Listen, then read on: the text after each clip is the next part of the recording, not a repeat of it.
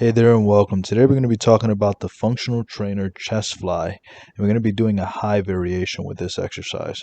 This is an incredible exercise to put emphasis on your upper chest. The first thing you're going to want to do is set up your cable height a little bit lower than hip height. Then what you want to do is make sure that you're doing the rotation arm, I would say somewhere around the 3 mark on this specific machine. That way you can get a nice stretch and you don't have to step so far forward. Then you want to choose the appropriate weight.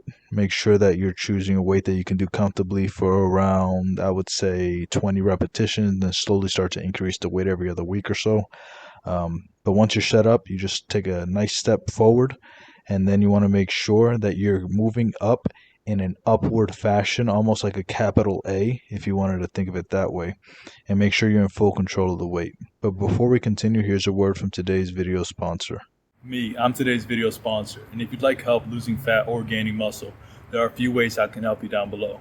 Either set up a free consultation with us, purchase one of our free affiliate links, or purchase one of our instant access affordable training programs.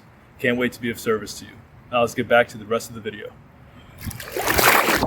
And the reason we want to do this exercise at that motion is because that's the natural range of the cable.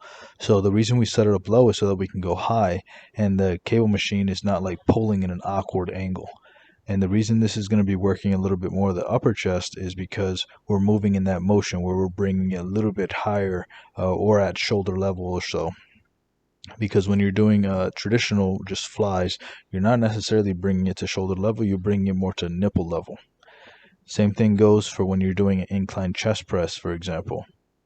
When you bring the bar down, it's slightly higher than the nipple level. Like the bar's usually landing where you're working.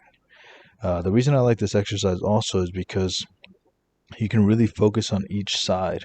So if you find that a specific area of your chest is like lagging, it may be because you're overcompensating with the other arm when you're doing traditional like chest flies with like the chest fly machine as an example.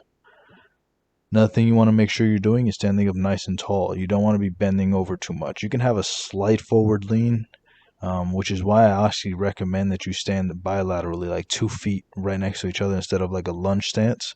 You can have a little bit more stability with the lunge stance because you have forward and backward support.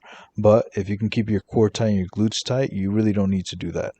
And usually people are kind of like at a twisted angle when they go into that lunge stance. So I recommend just keep your feet square, take a nice step forward, and then bring the cables together with slightly bent elbows, not excessively bent. So here's some common mistakes. You also don't want to be doing half reps at the bottom or half reps at the top. You want to go all the way up, squeeze the chest, think about bringing your elbows together, and then when you're bringing it down, make sure you're in control also. Also, like I said, do not bend your elbows a lot. Just slight bend in the elbows. That's all you have to do.